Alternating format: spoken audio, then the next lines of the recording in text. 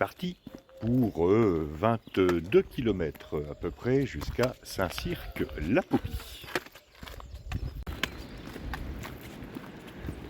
Je vais traverser le Lot et monter en face pour suivre une ligne de crête avant de redescendre sur les berges en rive gauche du Lot.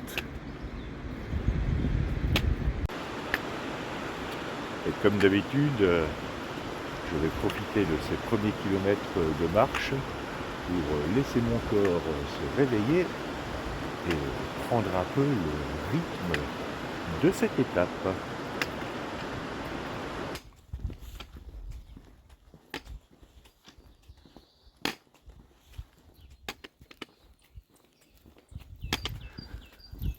Alors là, c'est un accueil pèlerin, mais qui n'est pas encore ouvert.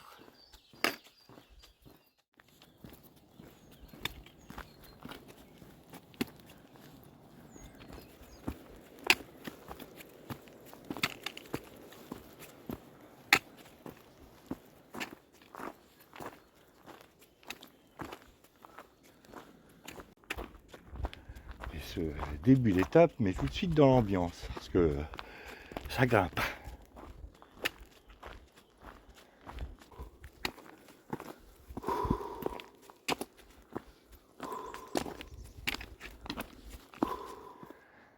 Et c'est ici que je vais tourner à gauche.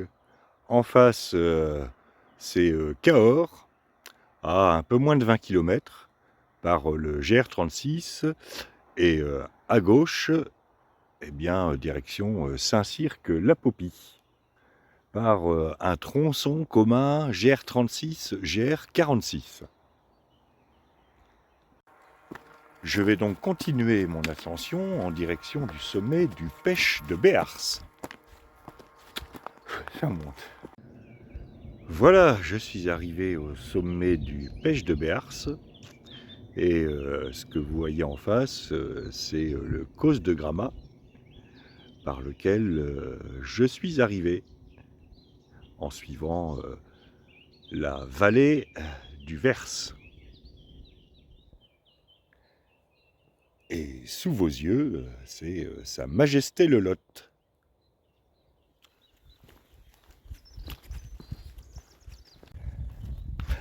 J'ai prononcé plusieurs fois le mot pêche, mais qu'est-ce donc un pêche? Eh bien, un pêche, c'est l'évolution en langue française d'un mot occitan, du mot occitan pueg, lui-même dérivé du latin podium, qui désigne un endroit plat et surélevé. À noter que dans certaines régions, ce mot occitan a donné puits, comme en Auvergne. Donc un pêche, c'est une colline ou une éminence.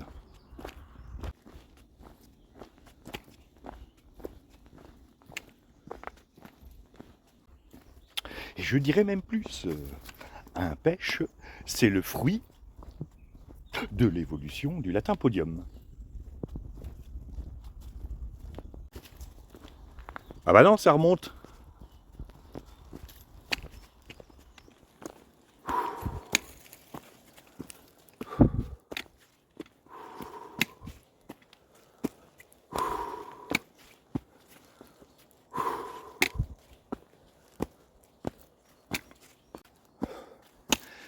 Ça monte, mais c'est chouette. Mais ça monte.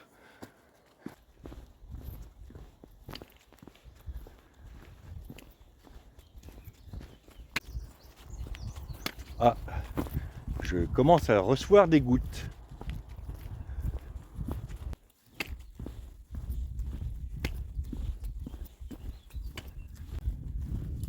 Pouf, elle m'a accueilli un peu à froid cette montée. Pourtant, j'ai mangé léger hier soir. Une salade carcinoise avec magret de canard fumé et gésier, un cassoulet. Il n'y a rien de plus léger, non?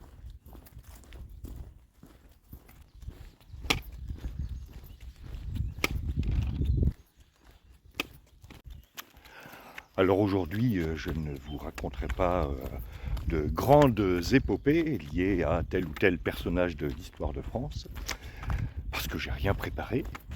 Et puis, j'ai décidé que ce serait une étape, je raconte ce qui me passe par la tête. Et il m'en passe des trucs.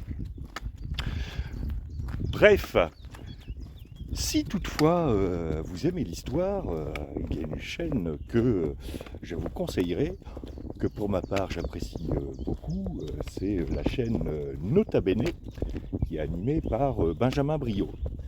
Chaîne Nota Bene dont vous trouverez le lien en description de cette vidéo.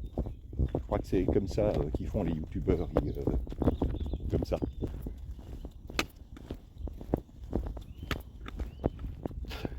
J'ajouterai pour l'algorithme YouTube que cette vidéo n'est pas sponsorisée par Nota Bene.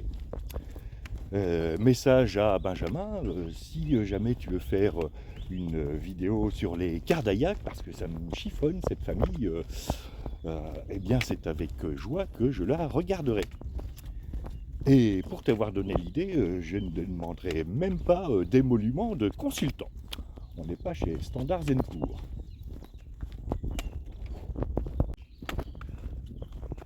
Ouais, enfin, pas d'émolument, un petit bocal de ces faits volards dont il a parlé dans une de ses vidéos sur la cuisine du Moyen-Âge, je dirais pas non.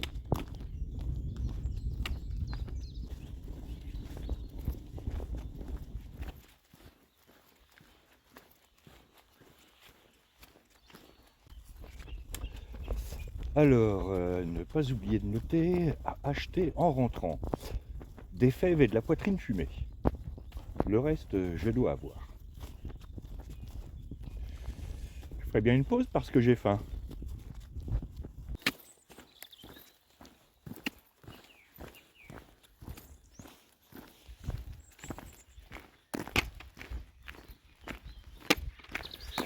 Je devrais bientôt arriver au village de Pastura.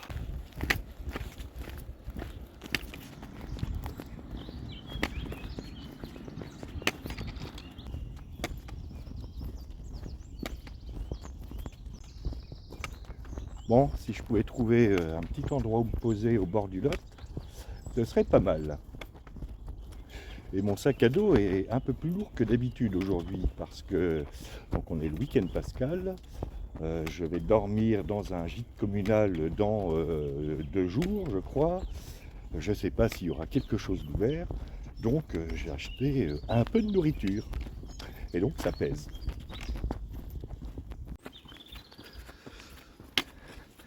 Alors ces portions le long de routes goudronnées assez passantes qui plus est, c'est pas ce qu'il y a de plus agréable. Bon, je vais m'installer là. C'est pas forcément ce qu'il y a de plus séduisant comme endroit, mais je vois pas d'autre endroit possible avant un bon moment. Et pour éviter de me mettre à dos tous les diététiciens et diététiciennes de France et de Navarre, ce matin ce sera une pause banane. Je vais réserver les cacahuètes pour l'apéro.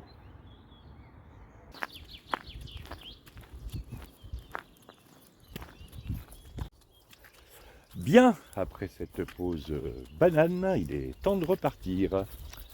Je vais suivre la rive du Lot pendant quelques centaines de mètres avant de tourner sur la droite, de monter et de suivre la ligne de crête en face.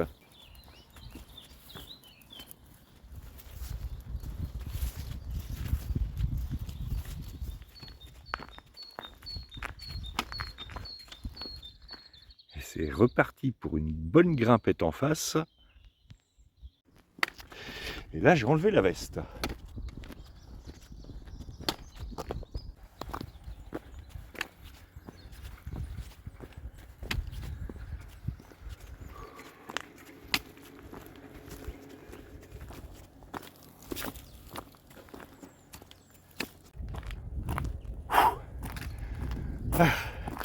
fin de cette longue montée caillouteuse, montée agrémentée de la rencontre de 3 sangliers au tout début, un sanglier adulte et 2 plus jeunes qui descendaient le chemin juste en face de moi. Quand ils m'ont vu, ils ont filé sans demander leur reste. Du coup, j'ai pas pu les filmer. Et puis, j'ai évité de les poursuivre, d'une part parce que ils courent plus vite que moi, et d'autre part parce que si c'est une laie avec ses 2 petits, pas sûr qu'elle apprécie. Pas bien fin un sanglier. Donc pas de minute sanglier. Ou alors minute sanglier sans sanglier de cette étape.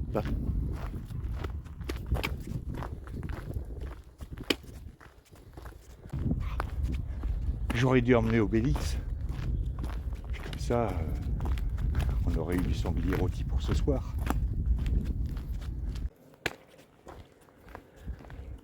Alors, attention, animaux. Donc je vois un âne avec des super grandes dents, des canards ou cygnes, ou oies. Je suis curieux de savoir de quoi il retourne.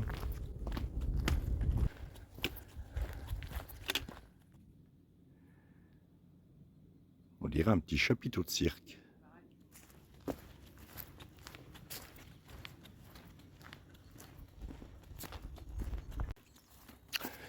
J'ai aucune idée de ce que ça peut être.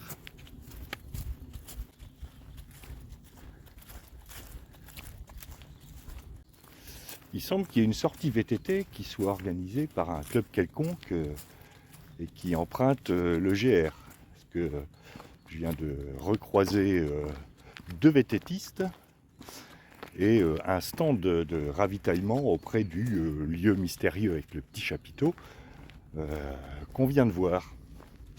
Bon, j'espère qu'il ne va pas y avoir un gros peloton qui vont arriver à fond de train.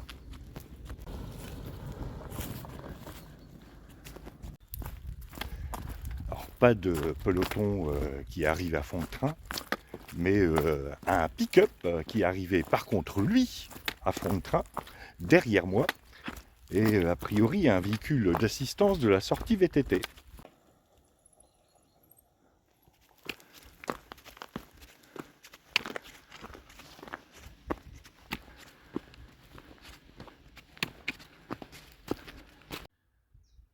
Pause cake anglais. J'ai faim.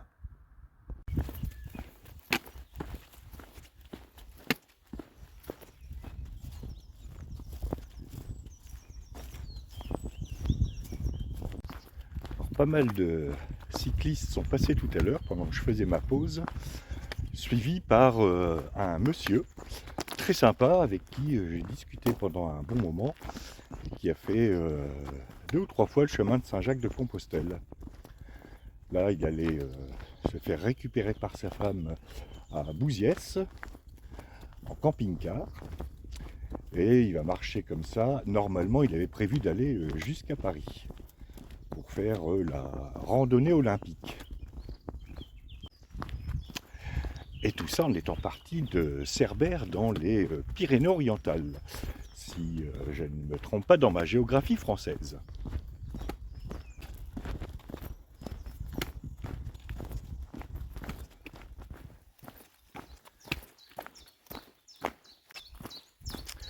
Normalement, ça devrait descendre tout le temps maintenant jusqu'à Bouziès. Bouziès qui se situe pratiquement au débouché de la vallée du Célé et où il existe un pont que je traverserai demain pour rejoindre cette vallée du Célé.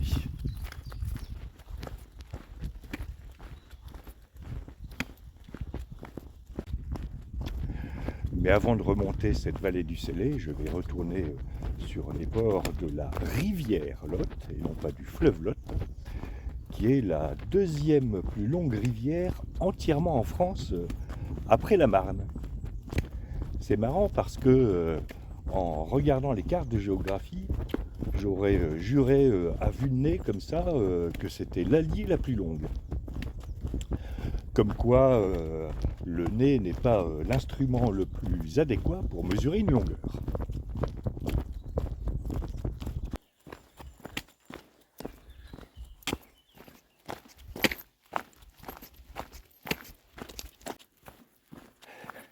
les descentes raides sont aussi fatigantes que les montées. Du coup, je vous parlerai un peu de la rivière Lot tout à l'heure.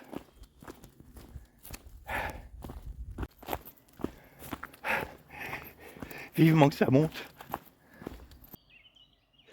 Bien, maintenant que je suis revenu sur les rives du Lot, je vais pouvoir vous en parler un petit peu.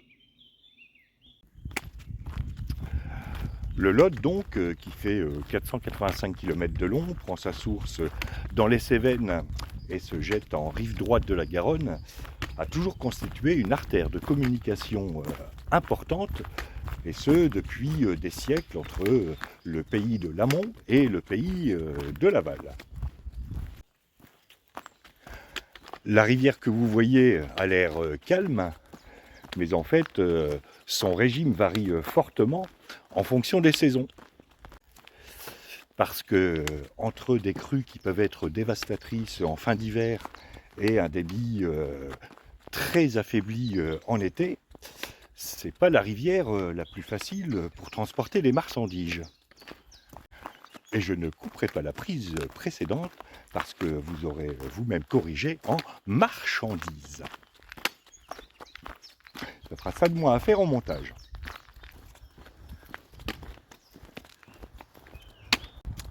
Mais que transportait-on sur le Lot? Eh bien, un peu de tout, mais principalement les produits du coin, le bois, un peu de pinard, des pierres de construction, et beaucoup plus tard, le charbon du bassin de Decazeville. Decazeville, où passe d'ailleurs la voie du Puy, si vous faites le Puy-en-Velay, Saint-Jean-Pied-de-Port. Et ce, depuis que le tracé du GR65 a été dévié pour passer par cette ville sinistrée, comme hélas beaucoup de villes des anciens bassins miniers.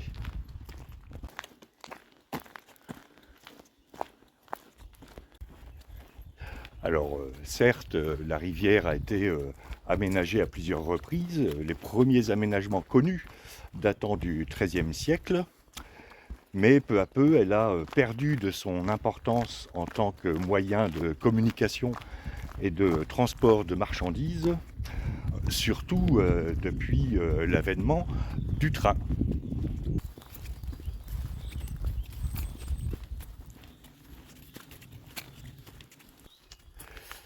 Et oui, face aux caprices de la rivière qui est sur ma gauche, le train a présenté une plus grande régularité. Et pour les industries, avoir un moyen de transport puissant et régulier, c'était indispensable. C'est ainsi que peu à peu le transport de marchandises par les gabarres, c'est-à-dire les bateaux à fond plat sur le Lot, a disparu et ne subsiste maintenant que la navigation de plaisance.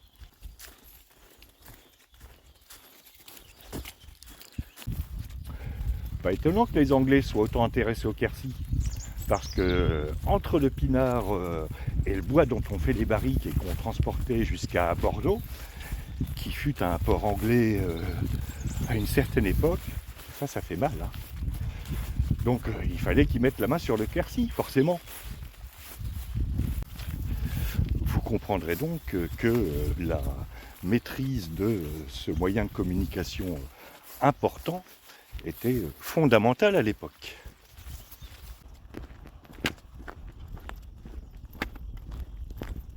Et en repensant au bois qu'on transportait depuis l'amont vers l'aval du Lot, ça me fait penser à une information que j'ai lue dans le petit fascicule que fournissait l'hôtel dans les chambres. Aux États-Unis, c'est une Bible, et bien là, c'est un fascicule très intéressant par ailleurs, avec des informations sur le coin. Donc, dans ce fascicule, j'ai appris qu'il existait jadis une importante communauté de tourneurs sur bois dans la région. Et ces tourneurs sur bois étaient réputés, bien au-delà de la région, pour fabriquer un accessoire indispensable à l'homme ancien et indispensable à l'homme moderne, les robinets pour les barriques de pinard. Je savais bien qu'on avait parlé de pinard. Et oui, ici on fabriquait entre autres accessoires des robinets pour les barriques de vin, robinets qui étaient très appréciés par tous les professionnels qui se respectent. À Saint-Cirque-la-Popie, si j'ai bien retenu mes leçons, il y avait à un moment 38 tourneurs sur bois. Là, a priori, il n'en existe plus qu'un. Ce que j'aurai l'occasion de vérifier quand j'arriverai à Saint-Cirque-la-Popie, c'est-à-dire dans 6 ou 7 kilomètres, si je ne me perds pas.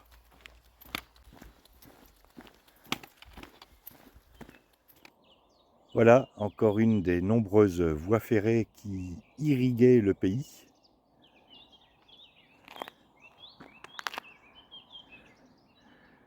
Et qui est laissée peu à peu à l'abandon. Ça devait quand même être sympa de faire toute cette vallée en train.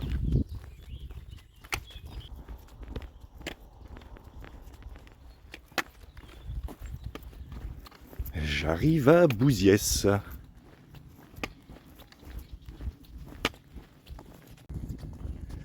Bouziès où je vais m'offrir une petite pause.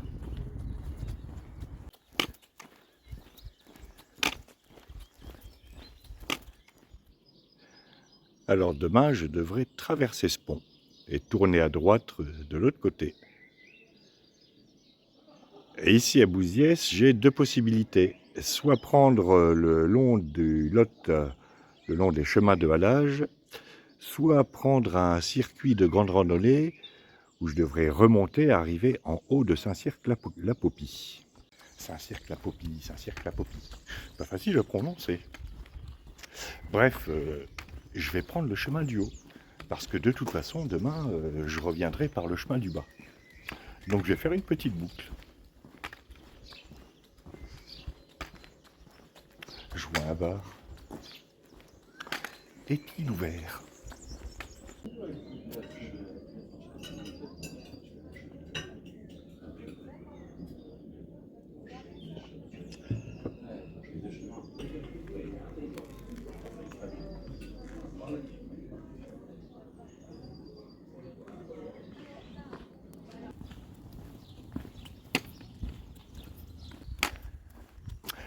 Bien, après cette pause sandwich au jambon de pays crudité, il est temps de repartir. J'espère qu'il y a un balisage sur ce parcours-là, parce que c'est pas du tout le balisage du GR. J'ai vu un balisage jaune sur un poteau, ça doit être ça. Sinon, je suivrai les pissenlits. Alors, ça doit être par là. Miel, nougat, pain d'épices, confiture. Ça donne faim tout ça. Ah mais là ça monte.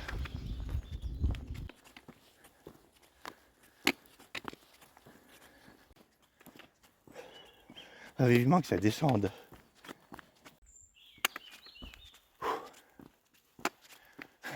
Elle doit bien s'arrêter un jour cette côte. Parce que bon, le jambon de pays, c'est bon. Et là, j'ai l'impression de porter tout le cochon dans mon sac à dos.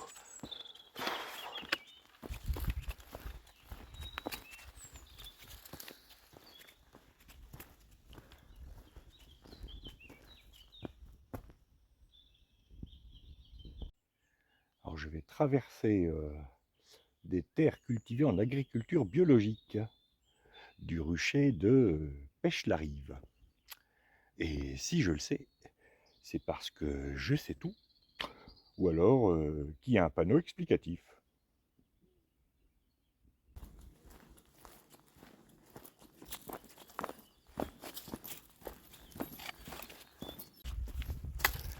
Je viens de passer plusieurs barrières que j'ai soigneusement refermées parce que je viens de traverser plusieurs terrains privés où paraît-il il y a des chevaux en liberté, mais j'en ai pas vu.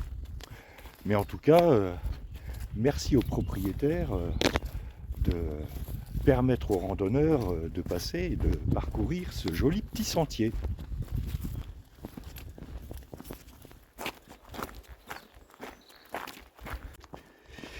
Ça continue de descendre depuis un petit moment. Je le sens bien, le dernier petit raidillon avant le village.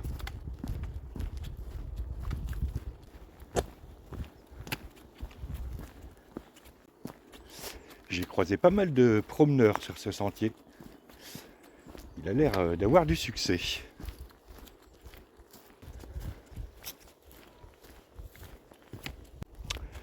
Voyons, nombreux promeneurs. Village touristique, grand week-end, donc forte probabilité d'un bar. Et là, j'espère que j'ai bon. Bon, ça doit être le dernier raidillon.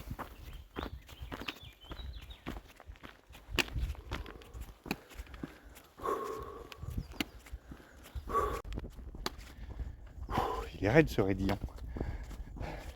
Et long.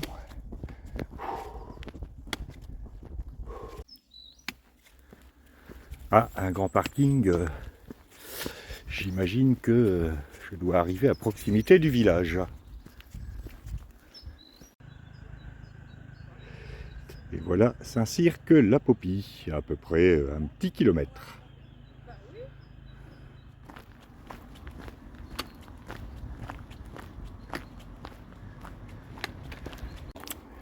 Et maintenant, je dois trouver le gîte Loubola.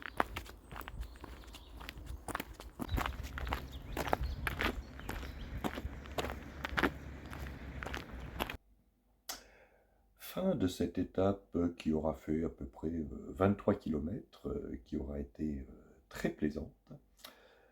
Je vais m'installer et puis je repars demain pour la dernière partie de cette boucle qui me fera remonter la vallée du Célé. Et ce sera à peu près une grosse vingtaine de kilomètres jusqu'à Sauliac-sur-Célé. En attendant, je vous dis à demain pour de nouvelles aventures.